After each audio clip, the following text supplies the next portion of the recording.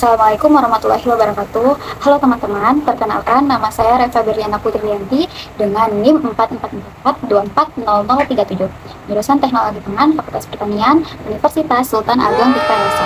Kesempatan kali ini saya akan membahas tentang analisis kadar abu dan mineral dalam bahan pangan menggunakan metode titrasi EDTA.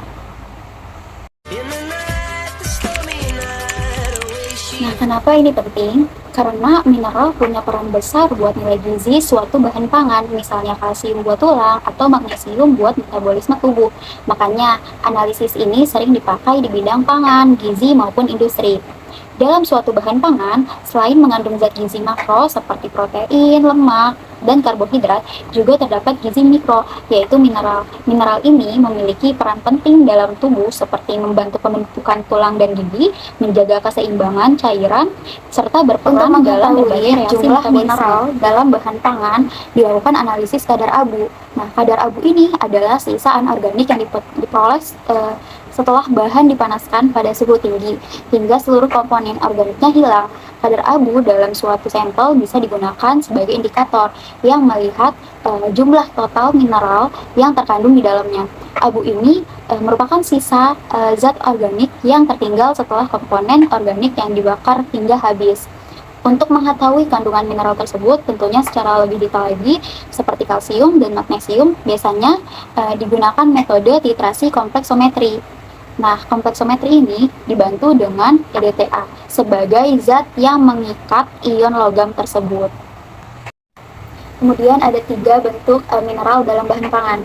Mineral dalam bahan pangan tidak selalu berada dalam bentuk yang sama, melainkan dapat ditemukan dalam beberapa bentuk, yaitu ada mineral bebas. Yaitu mineral bebas itu adalah mineral yang ada dalam bentuk ion, tidak terikat dengan zat lain. Jadi lebih gampang larut dan langsung bisa diserap tubuh lewat sistem pencernaan.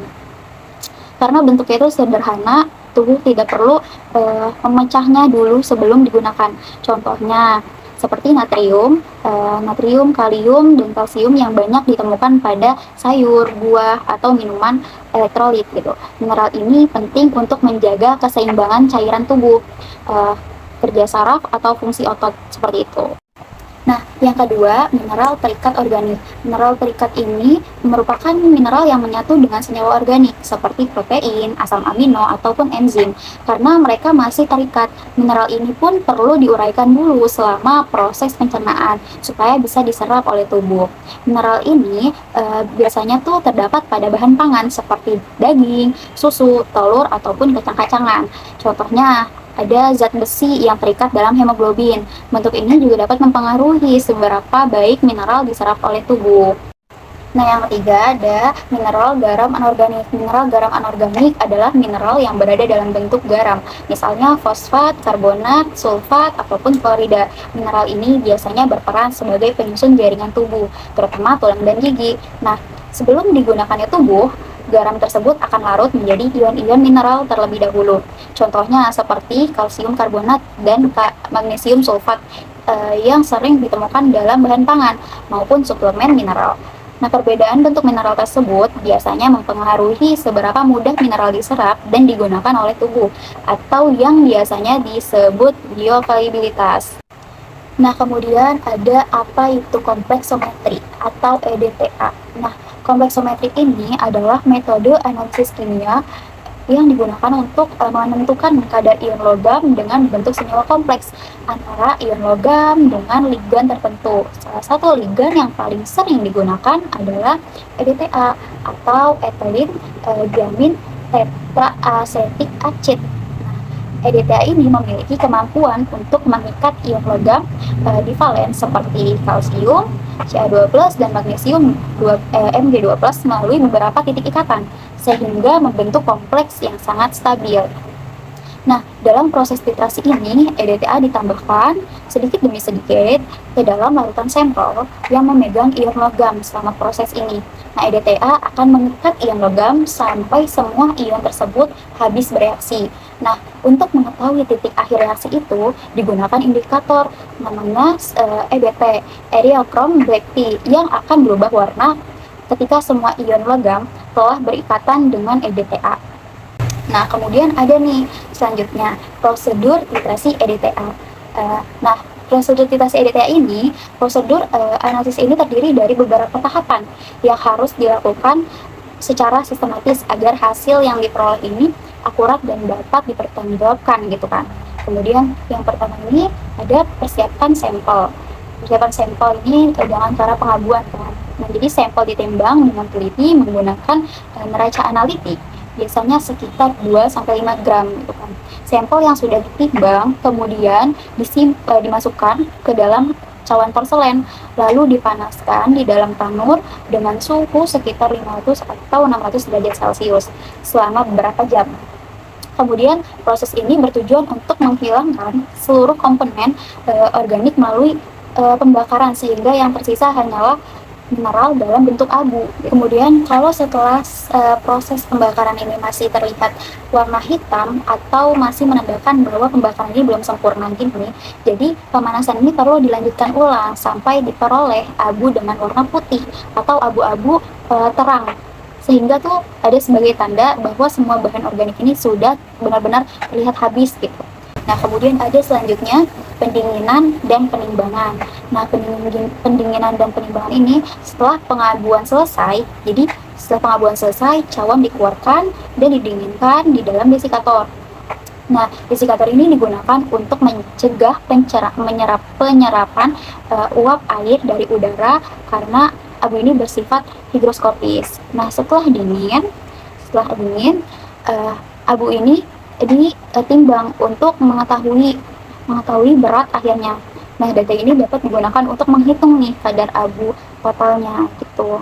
Kemudian ada pelarutan abu. Nah, pelarutan abu ini kemudian ditambahkan sama larutan asam, yaitu larutan asam itu biasanya asam klorida. Nah, asam klorida ini itu HCl. Nah, tujuannya ini adalah untuk melarutkan mineral sehingga berubah menjadi ion-ion yang dapat dianalisis, teman-teman. Jadi dilarutkan, kemudian dipanaskan ringan jika diperlukan, lalu disaring untuk memisahkan bagian yang tidak larutnya. Itu kemudian selanjutnya ada penyesuaian pH. Nah, larutan yang dari yang awal kadar abu tadi itu ditambahkan dengan larutan buffer untuk mengatur si pH-nya, biasanya itu pada pH 10. Nah, ini tuh penting banget ya teman-teman, karena bisa jadi pembentukan kompleks antara si EDTA dan ion logamnya, sangat dipengaruhi oleh pH-nya itu. Jadi jika pH-nya rendah atau terlalu tinggi, itu reaksinya tidak akan berjalan seperti optimal gitu. Kemudian selanjutnya ada pembentukan si kompleks awalnya, yaitu si indikatornya. Jadi selanjutnya tuh ditambahin indikator seperti indikator EBT, Erichrome Black T. Nah, indikator ini akan berikatan dengan ion logam yang akan menghasilkan warna merah atau keunguan, teman-teman ya. Jadi warna ini menjadi acuan awal sebelum titrasi dilakukan. Kemudian ada proses titrasi dengan EDTA. Nah, larutan ini kemudian dititrasi dengan larutan EDTA standar yang konsentrasinya itu sudah diketahui. EDTA akan mengikat ion logam lebih kuat dibandingkan si indikator, sehingga secara bertahap akan menggantikan si indikator dalam mengikat si ion logam. Jadi titrasi kompleks hermetik ini sangat sensitif terhadap si pH-nya, sehingga penggunaan buffer ini menjadi langkah wajib gitu. Tambahan buffer ini menjadi langkah wajib pada si pH 10. Jadi EDTA berada pada bentuk aktif yang mampu mengikat ion kalsium dan magnesium secara optimal. Jika pH tidak dikontrol, kestabilan kompleksnya ini menurun dan hasil titrasinya ini menjadi tidak akurat. Ini menurut Astuti et al. 2016. Nah, kemudian ada perubahan warna indikator EBT. Nah, pada titik akhir terjadi karena EBT awalnya membentuk kompleks dengan ion logam sehingga berwarna merah. Ketika EDTA-nya ditambahkan, dalam jumlah cukup EDTA ini mengambil alih ikatan dengan ion logam dan si indikator ini kembali bentuk bebas yang berwarna biru. Nah, hal inilah yang menjadi penanda akhir si titrasinya menurut Batra et al. 2017. Kemudian ada titik akhir titrasi. Saat proses titrasi berlangsung, EDTA akan terus mengikat. Kemudian ada titik akhir titrasi. Nah, titik akhir ini saat proses titrasi berlangsung, EDTA akan terus mengikat ion logam seperti kalsium dan magnesium yang ada di dalam larutan. si sampelnya. Jadi setelah semua ion logam habis bereaksi dengan si EDTA, nah indikator yang sebelumnya ikut berdekatan dengan ion logam akan terlepas dan menyebabkan perubahan warna larutan. Nah, jadi pada indikator EDTA ini, eriochrome black tea, warna larutan ini biasanya berubah dan warna dari warna merah keunguan atau merah anggur yang menjadi biru. Nah, perubahan warna ini menunjukkan bahwa seluruh ion logam sudah berikatan sempurna dengan EDTA. Nah, sehingga titrasi ini dinyatakan selesai atau mencapai titik akhir titrasi.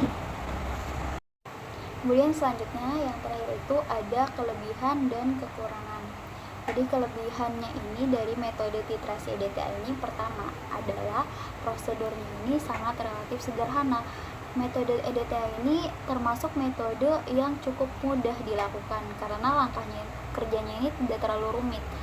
Jadi proses hanya meliputi persiapan sampel, terus penambahan indikator, terus kemudian lalu titrasi sampai terjadi perubahan warna. Nah, alat yang dipakai pun juga merupakan alat laboratorium yang dasar dan umum digunakan. Jadi seperti buret, Erlenmeyer, terus kemudian pipet. Nah, karena itulah metode ini tuh sering dipakai dalam praktikum maupun analisis rutin di laboratorium.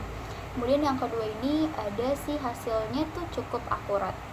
Nah, metode EDTA ini bisa memberikan hasil yang cukup teliti untuk mengukur kandungan ion logam, terutama kalsium dan magnesium.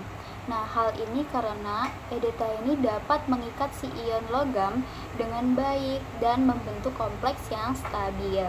Jadi kalau proses titrasinya dilakukan dengan benar, misalnya pH sesuai dan pembacaan buratnya itu teliti, hasil yang diperoleh ini bisa mendekati kadar sebenarnya dalam si sampel.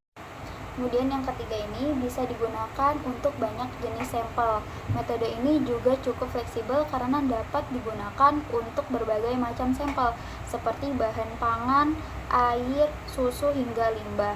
Nah, selain itu juga ion logam yang dianalisis juga tidak terbatas hanya kalsium dan magnesium, tapi bisa juga untuk mineral lain seperti zinc atau besi, tergantung indikator dan kondisi yang.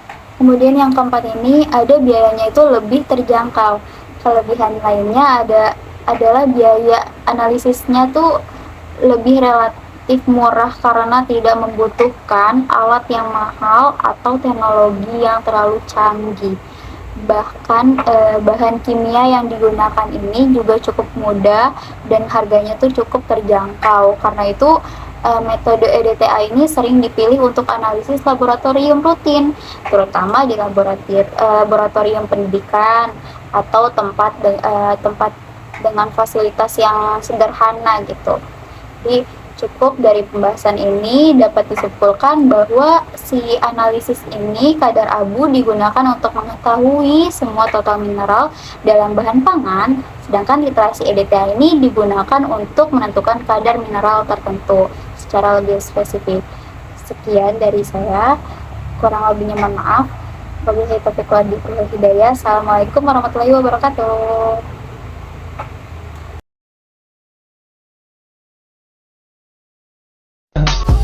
I just had to let you know you're